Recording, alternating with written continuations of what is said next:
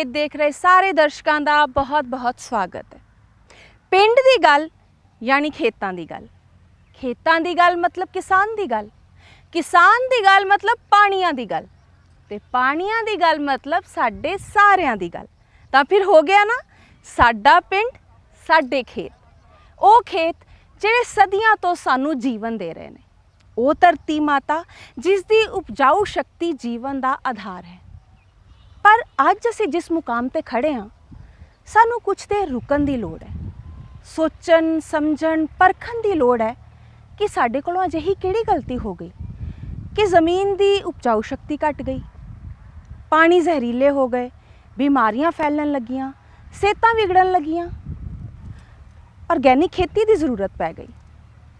Organic खेती ਕੀ ਹੈ, ਇਸ ਦੀ ਕੀ ਜ਼ਰੂਰਤ ਹੈ, ਇਸ ਦੀਆਂ ਕੀ ਸੰਭਾਵਨਾਵਾਂ ਨੇ, ਇਸ ਦੇ ਕੀ ਫਾਇਦੇ ਨੇ ਤੇ ਕਿਸ ਤਰ੍ਹਾਂ ਕੀਤੀ ਜਾ ਸਕਦੀ ਹੈ।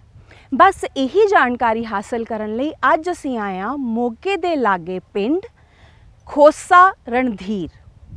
ਇਸ ਪਿੰਡ ਵਿੱਚ ਅਸੀਂ ਤੁਹਾਨੂੰ ਇੱਕ ਅਜਿਹੀ ਸ਼ਖਸੀਅਤ ਦੇ ਨਾਲ ਮਿਲਾਵਾਂਗੇ ਜਿਹੜੇ ਨਾ ਕਿ ਇੱਕ ਧਾਰਮਿਕ ਵਿਦਵਾਨ ਹੀ ਨੇ, ਬਲਕਿ ਉਹਨਾਂ ਦੀ ਸਮਾਜ ਨੂੰ ਬਹੁਤ ਵੱਡੀ ਦੇਣ ਹੈ। ਉਹ ਇੱਥੇ ਬਹੁਤ ਸਾਰੇ ਪਿੰਡਾਂ ਦਾ ਕਲਸਟਰ ਬਣਾ ਕੇ ਜੈਵਿਕ ਯਾਨੀ ਕਿ ਆਰਗੈਨਿਕ खेती ਕਰਦੇ ਨੇ, ਨਹਿਰਾਂ ਦੇ ਪਾਣੀ ਨੂੰ ਬਚਾਉਣ ਦੇ ਮਗਰ ਲੱਗੇ ਹੋਏ ਨੇ, ਜ਼ਮੀਨ ਦੇ ਹੇਠਲੇ ਪਾਣੀ ਦਾ ਪੱਧਰ ਉੱਚਾ ਕਰਨ ਤੇ ਉਹਦੀ ਕੁਆਲਿਟੀ ਯਾਨੀ ਕਿ ਗੁਣਵੱਤਾ ਵਧਾਉਣ ਦੇ ਮਗਰ ਲੱਗੇ ਹੋਏ ਨੇ।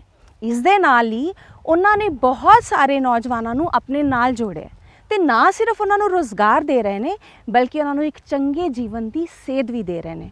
ਤੇ ਆਓ ਮਿਲਵਾਉਂਦੇ ਹਾਂ ਤੁਹਾਨੂੰ ਸੰਤ ਬਾਬਾ ਗੁਰਮੀਤ ਸਿੰਘ ਜੀ ਦੇ ਨਾਲ।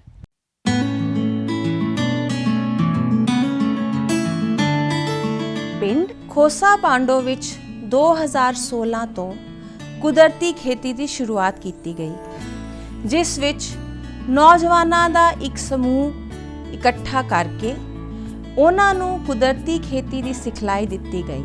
ਹੁਣ ਤੱਕ ਇਹਨਾਂ ਨੌਜਵਾਨਾਂ ਨੇ ਨਾ ਸਿਰਫ ਖੇਤੀ ਦੀ ਸਿਖਲਾਈ ਹਾਸਲ ਕੀਤੀ ਹੈ, ਬਲਕਿ ਉਹ ਖੇਤੀ ਦੇ ਇਹਨਾਂ ਉਤਪਾਦਾਂ ਦੀ ਮਾਰਕੀਟਿੰਗ ਵੀ ਆਪ ਹੀ ਕਰਦੇ ਨੇ।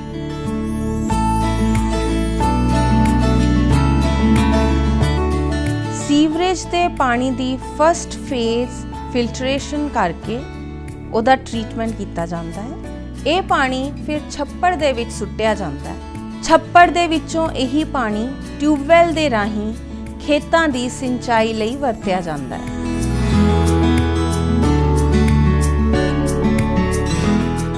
ਸਾਡੇ ਨਾਲ ਨੇ ਸੰਤ ਬਾਬਾ ਗੁਰਮੀਤ ਸਿੰਘ ਜੀ ਤੇ ਅਸੀਂ ਖੜੇ ਹਾਂ ਪਿੰਡ ਖੋਸੇ ਰਣਧੀਰ ਵਿਖੇ, ਜਿੱਥੇ ਕਿ ਇਹਨਾਂ ਦੀ ਨਰਸਰੀ ਹੈ, ਜਿੱਥੋਂ ਕਿ ਜੈਵਿਕ खेती ਦਾ ਪ੍ਰੋਜੈਕਟ ਜਿਹੜਾ ਆ ਉਹ ਚਾਲੂ ਕੀਤਾ ਗਿਆ। ਬਾਬਾ ਜੀ, ਸਭ ਤੋਂ ਪਹਿਲਾਂ ਤੇ ਅਸੀਂ ਇੱਥੇ ਆਏ ਹਾਂ ਤੇ ਤੁਸੀਂ ਸਾਨੂੰ ਇੰਨੀ ਖੂਬਸੂਰਤ ਜਗ੍ਹਾ ਦਿਖਾਈ ਔਰ ਇੰਨੇ ਸਾਰੇ ਜਿਹੜੇ ਤੁਹਾਡੇ ਪ੍ਰੋਜੈਕਟ ਨੇ, ਵਾਕਈ ਦੇਖ ਕੇ ਮਨ ਬਹੁਤ ਖੁਸ਼ ਹੋਇਆ। ਤੋ ਤੁਹਾਡਾ ਬਹੁਤ ਬਹੁਤ ਧੰਨਵਾਦ। ਠੀਕ ਹੈ ਜੀ।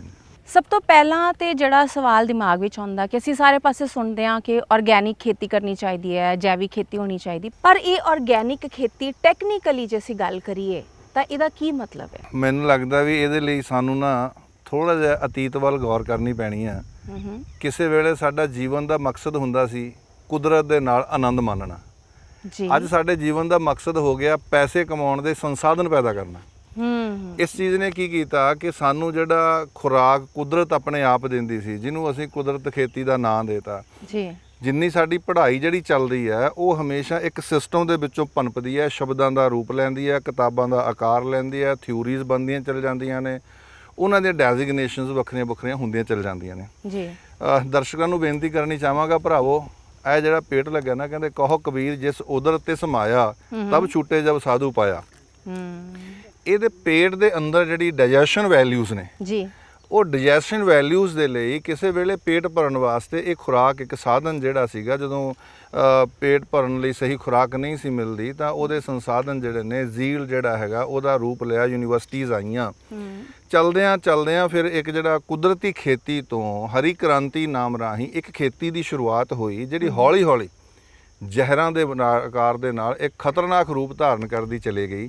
ਔਰ ਉਸ ਖਤਰਨਾਕ ਰੂਪ ਵਿੱਚੋਂ ਜ਼ਹਿਰਾਂ ਦੇ ਰਾਹੀਂ ਜੈਸਾ ਅੰਨ ਤੈਸਾ ਮਨ, ਇੰਨੀ ਘਬਰਾਹਟ ਖੜੀ ਹੋ ਗਈ ਚੰਗਾ ਭਲਾ ਸਾਲ ਭਰ ਦਾ ਸਾਡੇ ਕੋਲ ਖਾਦ ਖੁਰਾਕ ਹੋਣ ਦੇ ਬਾਵਜੂਦ ਵੀ ਸਾਨੂੰ ਇਉਂ ਲੱਗਦਾ ਹੁੰਦਾ ਕਿ ਯਾਰ ਪੰਜਾਬ 'ਚ ਬਸਿਆ ਸਾਨੂੰ ਰੋਟੀ ਨਹੀਂ ਮਿਲਣੀ। ਤਾਂ ਇਸ ਸਭ ਕੁਝ ਦੇ ਵਿੱਚੋਂ ਜਦੋਂ ਇੱਕ ਘਬਰਾਹਟ ਹੋਈ, ਸੁਈਸਾਈਡਸ ਹੋਣ ਤੱਕ ਖਤਰੇ ਬਣ ਗਏ, ਬਹੁਤ ਕੁਝ ਐਸਾ ਆਇਆ, ਤਾਂ ਆਰਗੈਨਿਕ ਫੰਡਾ ਜਿਹੜਾ ਹੈਗਾ ਉਹ ਸਾਹਮਣੇ ਆਉਣਾ ਸ਼ੁਰੂ ਹੋਇਆ ਜੀ।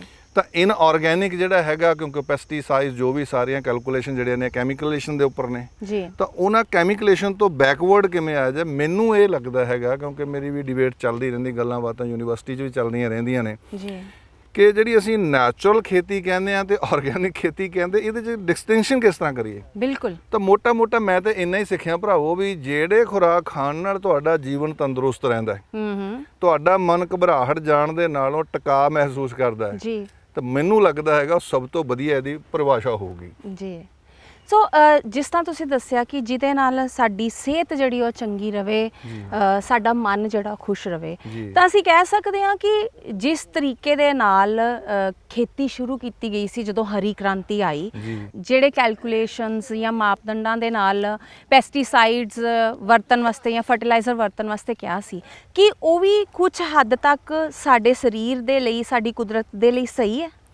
ਦੇਖੋ, ਅਸਲ ਦੇ ਵਿੱਚ ਤਾਂ ਮੈਨੂੰ ਇਹ ਲੱਗਦਾ ਹੈ ਕਿ ਜਿਹੜੀ ਕੈਲਕੂਲੇਸ਼ਨ ਸੀਗੀਆਂ ਉਹ ਸੀਗੀਆਂ ਇਸ ਲਈ ਕਿ ਵਾਕਈ ਜਿੰਨੇ ਸਮੇਂ 'ਚ ਜਿਹੜੀ ਚੀਜ਼ ਚਾਹੀਦੀ ਉਹ ਵਰਤੀ ਜਾਂਦੀ ਜੀ, ਪਰ ਐਸਾ ਹੋਇਆ ਨਹੀਂ। ਉਹਦੇ 'ਚ ਬਹੁਤ ਸਾਰੇ ਕਾਰਨ ਆ ਗਏ, ਚਾਹੇ ਅੱਜ ਜਿਹੜਾ ਕੋਆਪਰੇਸ਼ਨ ਤੋਂ ਕੋਆਪਰੇਟ ਸੈਕਟਰ ਸੀ ਉਹ ਇੱਕ ਹੋਰ ਤਰ੍ਹਾਂ ਦਾ ਨਾਂ ਬਣ ਗਿਆ, ਮਸਨਦ ਤੋਂ ਮਸੰਦ ਸ਼ਬਦ ਸੀ ਇੱਕ ਹੋਰ ਤਰ੍ਹਾਂ ਦਾ ਨਾਂ ਬਣ ਗਿਆ। ਜਿੱਥੇ ਮਨੁੱਖ ਦੀਆਂ ਲਾਲਚੀ ਪ੍ਰਵਿਰਤੀਆਂ ਭਾਰੂ ਪੈਣਗੀਆਂ ਜੀ, ਉੱਥੇ ਜਿਹੜੇ ਉਹ ਸ਼ਬਦ ਨੇ, ਜਿਹੜੇ ਉਹ ਆਕਾਰ ਨੇ, ਉਹ ਖਤਰਨਾਕ ਬਣ ਜਾਣਗੇ। ਜਿਵੇਂ ਆਪਣੇ ਮੇਰੇ ਪਿੱਛੇ ਹੀ ਤੁਸੀਂ ਵੇਖਦੇ ਹੋ, ਪਿੱਪਲ ਦਾ ਦਰਖਤ ਹੈ, ਇੱਥੋਂ ਦਾ ਨੇਟਿਵ ਟਰੀ ਹੈ, ਤੇ ਹੁਣ ਅਸੀਂ ਇਹਨੂੰ ਵੱਢਣ 'ਚ ਪੁੰਨ ਸਮਝਣ ਲੱਗ ਗਏ ਜੀ। ਤਾਂ ਹੁਣ ਉਸ ਦੇ ਵਿੱਚੋਂ ਕੀ ਹੋ ਗਿਆ ਕਿ ਹੁਣੇ ਹੀ ਸਰਕਾਰ ਨੇ ਇੱਕ ਨਵਾਂ ਜਿਹੜਾ ਅੰਮ੍ਰਿਤ ਸਰੋਵਰ ਕੰਸਰਨ ਦੇ ਨਾਂ ਹੇਠ ਇੱਕ ਨਵਾਂ ਕੰਸੈਪਟ ਜਿਹੜਾ ਹੈਗਾ ਸ਼ੁਰੂ ਕੀਤਾ। ਮਕਸਦ ਕੀ ਹੈ ਕਿ ਅਸੀਂ ਪੰਜਾਬੀ ਇੱਕ ਢੰਗ ਨਾਲ ਕਿਵੇਂ ਜੀ ਸਕਦੇ ਹੈਗੇ ਆ, ਕਿਵੇਂ ਆਪਣੇ ਬਿਜ਼ਨਸ ਨੂੰ ਸੈੱਟ ਕਰ ਸਕਦੇ ਹੈਗੇ ਆ, ਕਿਵੇਂ ਅਸੀਂ ਆਪਣੇ ਬ੍ਰੇਨ ਨੂੰ ਪਲਾਨ ਕਰ ਸਕਦੇ ਹੈਗੇ ਆ। ਇਸ ਸਾਰਾ ਜਿਹੜਾ ਸਿਸਟਮ ਹੈਗਾ, ਜਦੋਂ ਇਸ ਨੂੰ ਲੈ ਕੇ ਤੁਰਾਂਗੇ ਤਾਂ ਮੈਨੂੰ ਲੱਗਦਾ ਸਭ ਤੋਂ ਪਹਿਲੇ ਹਰ ਕਿਸਾਨ ਨੂੰ ਮਾਣ ਕਰਨਾ ਪਏਗਾ ਕਿ ਮੈਂ ਕਿਸਾਨ ਹਾਂ ਜੀ। ਬਿਲਕੁਲ। 2 ਨੰਬਰ ਤੇ ਮਾਣ ਕਰਨਾ ਪੈਣਾ ਕਿ ਮੈਨੂੰ ਧਰਤੀ ਮਾਤਾ ਧਰਤ ਮਹੱਤ ਮਿਲੀ ਹੋਈ ਹੈ। ਹੁਣ ਅਗਲੀ ਗੱਲ ਆ ਗਈ ਕਿ ਜਿਹੜਾ ਤੁਸੀਂ ਸਵਾਲ ਕੀਤਾ ਹੈਗਾ ਕਿ ਵੀ ਇਹ ਜਿਹੜਾ ਹੈਗਾ ਕਿਸ ਤਰ੍ਹਾਂ ਨਾਲ ਇਹਨੂੰ ਵਰਤਿਆ ਜਾਏ ਜੀ।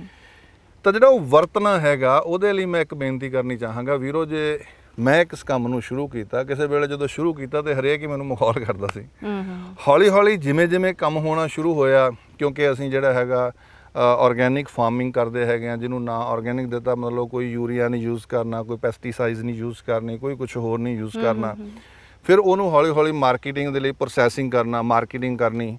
ਤਾਂ ਉਹਦੇ ਵਿੱਚੋਂ ਕਿਉਂਕਿ ਫਿਰ ਅਸੀਂ ਕੀ ਕਰਦੇ ਸੀ, ਜਿੰਨਾ ਜਿਹੜਾ ਰੈਜ਼ੀਡਿਊ ਆ ਸਾਰਾ ਅਸੀਂ ਖੇਤ 'ਚ ਹੀ ਪਾਉਂਦੇ ਹਾਂ, ਗ੍ਰੀਨ ਰੈਜ਼ੀਡਿਊ ਟੋਟਲ ਖੇਤ 'ਚ ਪਾਉਂਦੇ ਆ। ਉਸ ਤੋਂ ਬਾਅਦ ਵਰਮੀ ਕੰਪੋਸਟ ਤਿਆਰ ਕਰਦੇ ਹੈਗੇ, ਵਰਮੀ ਵਾਸ਼ ਹੁੰਦਾ ਹੈਗਾ, ਤੇ ਇਸੇ ਤਰ੍ਹਾਂ ਜਿਹੜਾ ਕਾਓ ਡੰਗ ਹੈਗਾ ਉਹਨੂੰ ਐਜ਼ ਏ ਬਾਇਓ ਮਨਿਊਰਿੰਗ ਤਾਂ ਖੇਤ ਵਿੱਚ ਯੂਜ਼ ਕਰਦੇ ਆ। ਹੌਲੀ ਹੁਣ ਉਹ ਧਰਤੀ ਮਤਲਬ ਇੰਨੀ ਕੁ ਕੁਆਲਿਟੀ ਵਾਲੀ ਹੋ ਗਈ ਹੈਗੀ ਆ ਕਿ ਵੀ ਆਪਣੇ ਆਪ ਜਿਹੜੀ ਆਮ ਜਿਹੜੀ ਇਹ ਮੱਕੀਆਂ ਨੇ, ਜਿਹੜੇ ਤੁਸੀਂ ਕਿਸਾਨ ਭਰਾ ਮੱਕੀ ਬੀਜੀ ਹੋਊਗੀ, ਤੁਹਾਨੂੰ ਪਤਾ ਹੋਏਗਾ ਕਿ ਵੀ ਕਿੰਨੀ ਕੁ ਸੌਖੀ ਬੀਜੀ ਆ, ਤੇ ਕਿੰਨੀਆਂ ਤੁਸੀਂ ਸਪਰੇਆਂ ਕੀਤੀਆਂ ਨੇ, ਔਰ ਕਿੰਨਾ ਤੁਸੀਂ ਮਤਲਬ ਉਹਦੇ ਵਿੱਚ ਜਿਹੜਾ ਹੈਗਾ ਯੂਰੀਆ ਯੂਜ਼ ਕੀਤਾ ਹੈ। ਤੇ ਅਸੀਂ ਵੀ ਮਤਲਬ ਲਗਭਗ 1.5 ਕਿੱਲਾ ਲਾਇਆ ਹੋਇਆ ਹੈਗਾ।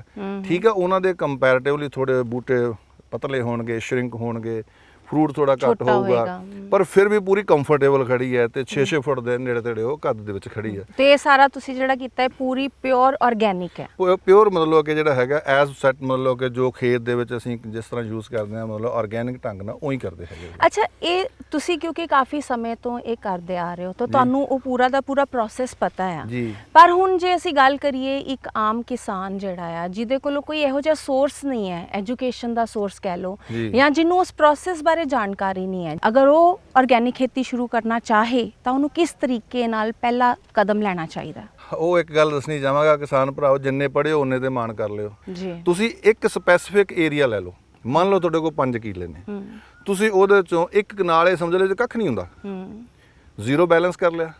ਇੱਕ ਕਨਾਲ 'ਚ ਜਿਹੜਾ ਘਾਹ ਪਹਿਲੇ ਉੱਗਿਆ ਉਹਨੂੰ ਵਿੱਚ ਵਾਹਤਾ, ਉਹਨੂੰ ਵਾਹ ਕੇ ਜੋ ਤੁਸੀਂ ਲਾਉਣਾ ਹੈ ਉਹ ਲਾਤਾ, ਉਹ ਉੱਗੇਗਾ।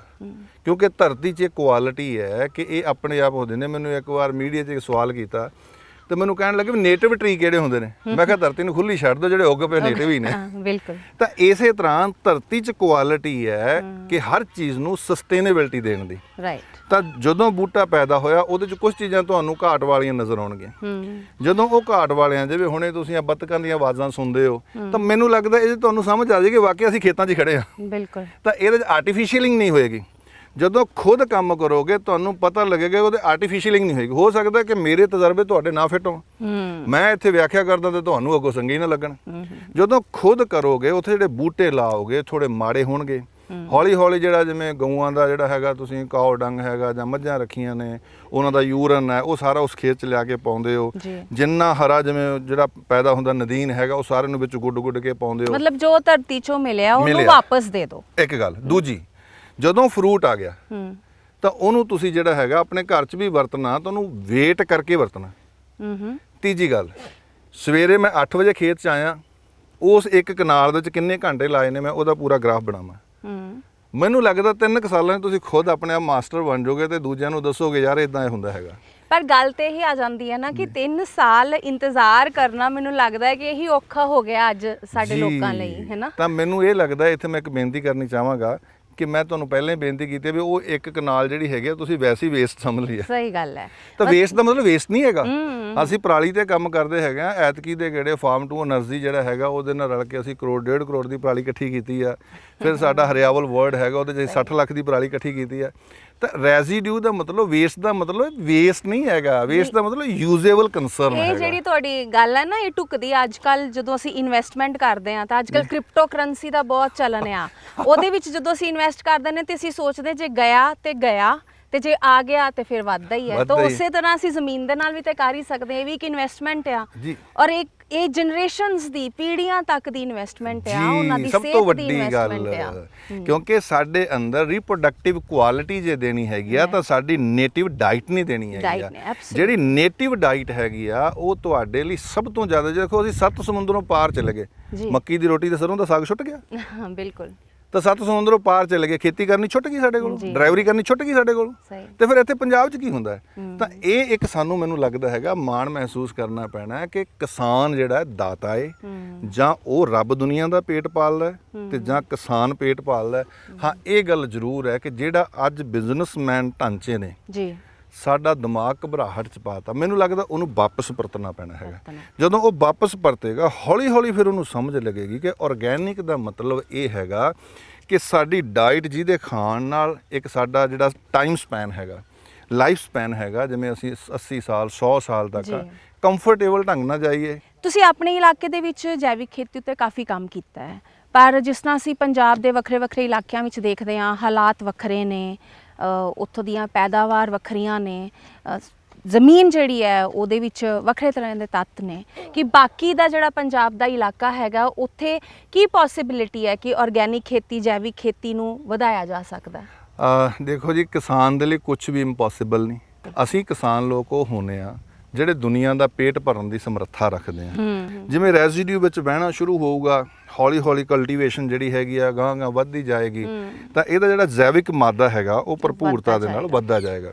ਜਿਵੇਂ ਜਿਵੇਂ ਜੈਵਿਕ ਮਾਦਾ ਵਧੇਗਾ ਉਸੇ ਤਰ੍ਹਾਂ ਨਾਲ ਧਰਤੀ ਦੀ ਜਿਹੜੀ ਕੁਆਲਿਟੀ ਹੈਗੀ ਆ ਨਾ, ਫਰਟੀਲਿਟੀ ਜਿਹੜੀ ਹੈਗੀ ਆ ਉਹ ਪਾਵਰਫੁਲ ਹੋਏਗੀ।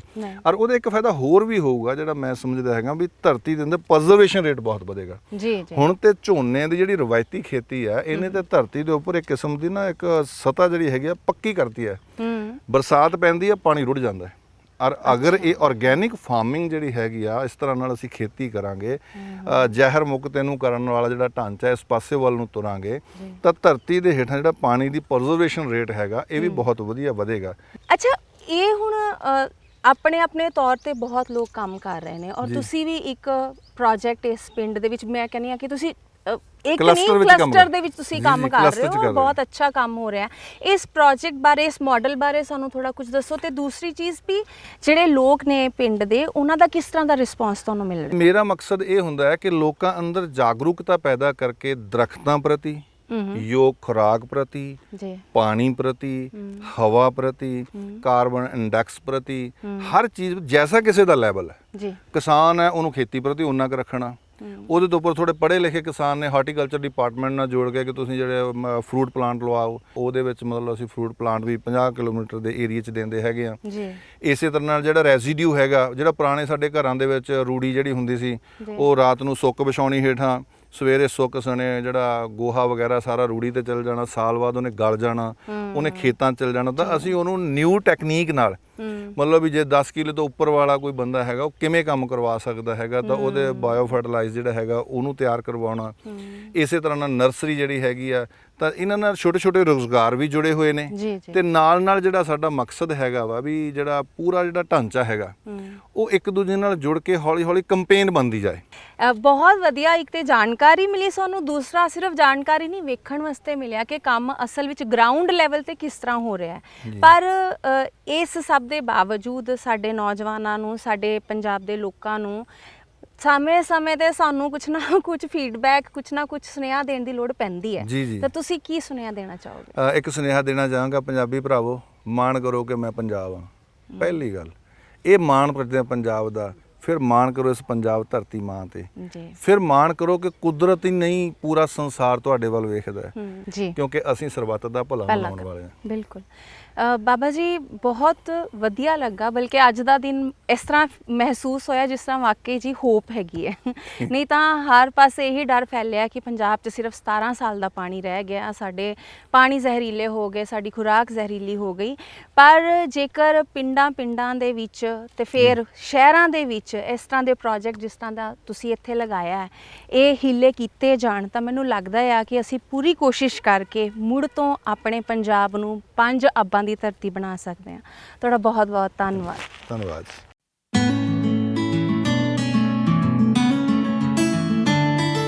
ਪਿੰਡ ਖੋਸਾ ਰਣਧੀਰ ਦੇ ਵਿੱਚ ਫਲਦਾਰ ਬੂਟਿਆਂ ਦੀ ਨਰਸਰੀ ਦੀ ਸ਼ੁਰੂਆਤ ਕੀਤੀ ਗਈ। ਤਕਰੀਬਨ 5 ਤੋਂ 600 ਪਰਿਵਾਰਾਂ ਦੇ ਘਰਾਂ ਦੇ ਵਿੱਚ ਫਲਦਾਰ ਬੂਟੇ ਲਗਾਏ ਗਏ। ਇੱਥੋਂ ਹੀ ਪੰਜਾਬ ਦੇ ਨੇਟਿਵ ਪਲਾਂਟਸ ਜਿੱਦਾਂ ਟਾਹਲੀਆਂ, ਨਿੰਮ, ਇਹ ਸਾਰੇ ਪੌਦੇ ਇਲਾਕੇ ਦੇ ਵਿੱਚ ਮੁਫਤ ਵਿੱਚ ਵੰਡੇ ਜਾਂਦੇ ਨੇ।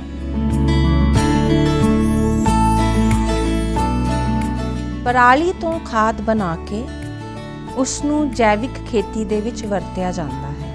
ਇਹ ਕੰਮ ਫਾਊਂਡੇਸ਼ਨ ਦੀ ਸਹਾਇਤਾ ਦੇ ਨਾਲ ਕੀਤਾ ਜਾ ਰਿਹਾ ਹੈ, ਜੋ ਕਿ ਆਉਣ ਵਾਲੇ 5 ਸਾਲਾਂ ਤੱਕ ਕਿਸਾਨਾਂ ਨੂੰ ਫ੍ਰੀ ਵਿੱਚ ਜੈਵਿਕ ਖਾਦ ਦੇਣਗੇ।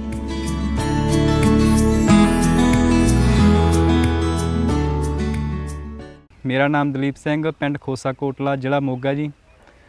ਅਸੀਂ ਸੰਤ ਜੀ ਦੁਆਰਾ ਬਣਾਈ ਗਈ ਗੁਰੂ ਸਾਹਿਬ ਚੈਰੀਟੇਬਲ ਸੁਸਾਇਟੀ ਨਾਲ ਮਿਲ ਕੇ ਕੰਮ ਕਰਦੇ ਹਾਂ। ਅਤੇ ਹੁਣ ਤੁਸੀਂ ਪਰਾਲੀ ਦਾ ਪ੍ਰੋਜੈਕਟ ਦੇਖ ਰਹੇ ਹੋ ਜੀ।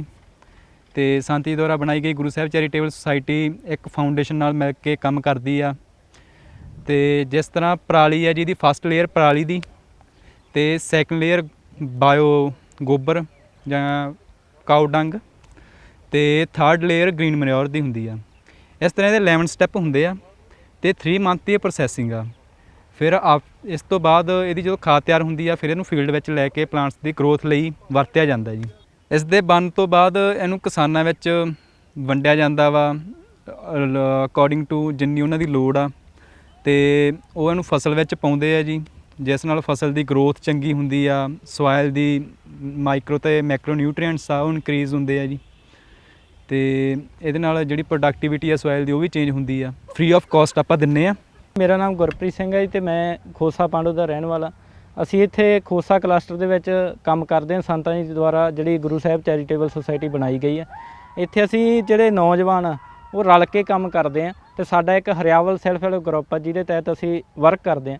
ਪਿਛਲੇ 4 ਸਾਲਾਂ ਤੋਂ ਅਸੀਂ ਖੋਸਾ ਪਾਂਡੂ ਦੇ ਵਿੱਚ ਕੁਦਰਤੀ ਖੇਤੀ ਦੀ ਸ਼ੁਰੂਆਤ ਕੀਤੀ ਸੀ।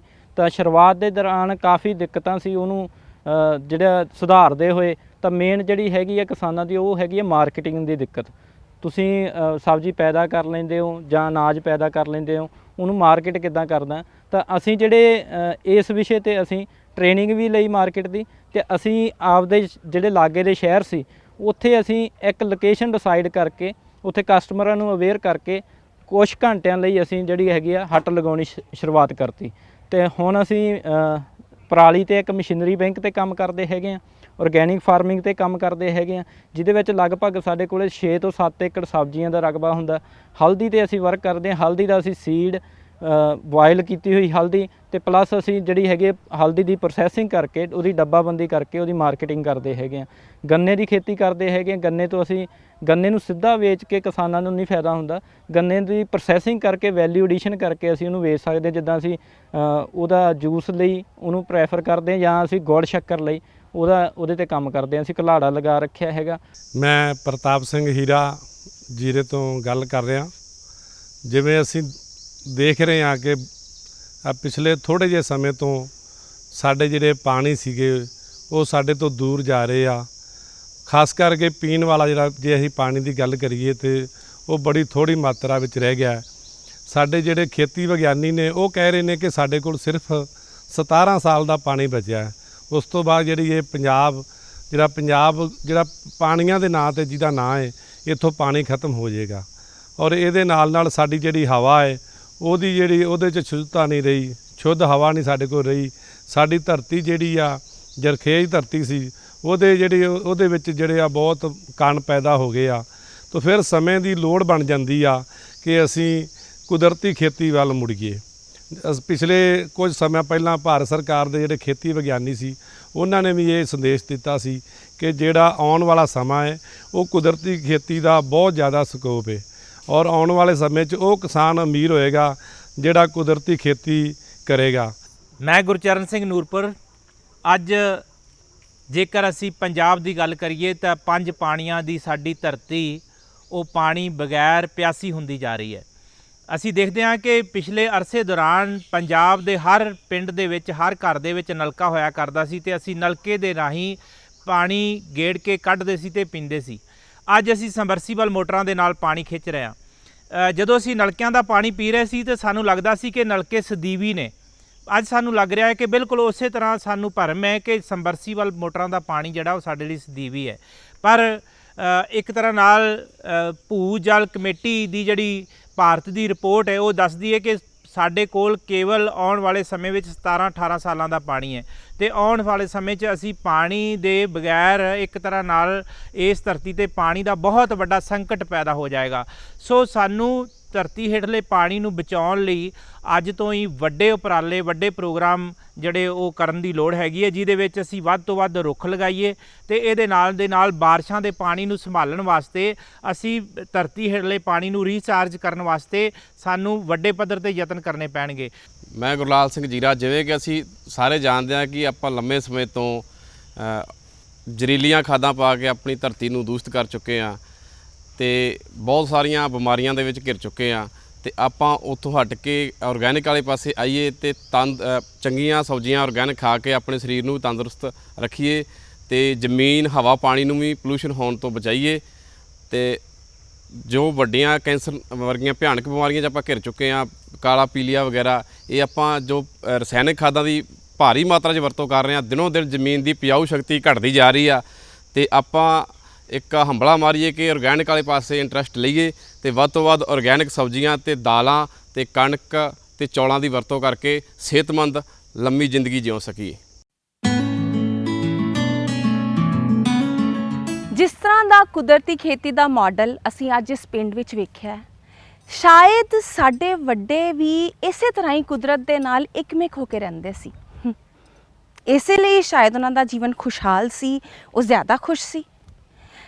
ਇਹ ਸੱਚ ਹੈ ਨਾ ਕਿ ਅਸੀਂ ਜਦੋਂ ਵੀ ਪਰੇਸ਼ਾਨ ਹੁੰਦੇ ਹਾਂ ਤਾਂ ਕੁਦਰਤ ਵੱਲ ਭੱਜਦੇ ਹਾਂ। ਫਿਰ ਕਿਉਂ ਨਾ ਅਸੀਂ ਕੁਝ ਅਜਿਹਾ ਕਰੀਏ ਕਿ ਸਾਨੂੰ ਕੁਦਰਤ ਵੱਲ ਨਾ ਭੱਜਣਾ ਪਵੇ, ਬਲਕਿ ਕੁਦਰਤ ਹਮੇਸ਼ਾ ਸਾਡੇ ਆਸ-ਪਾਸ ਰਹੇ। ਤੇ ਇਸ ਲਈ ਆਓ ਮੁੜ ਤੋਂ ਆਪਣੇ ਪਿੰਡਾਂ ਨੂੰ ਤੇ ਆਪਣੇ ਖੇਤਾਂ ਨੂੰ ਖੁਸ਼ਹਾਲ ਬਣਾਈਏ। ਵੇਖਦੇ ਰਹੋ DD ਪੰਜਾਬੀ, ਮੇਰਾ ਪਿੰਡ ਮੇਰੇ ਖੇਤ। ਧੰਨਵਾਦ।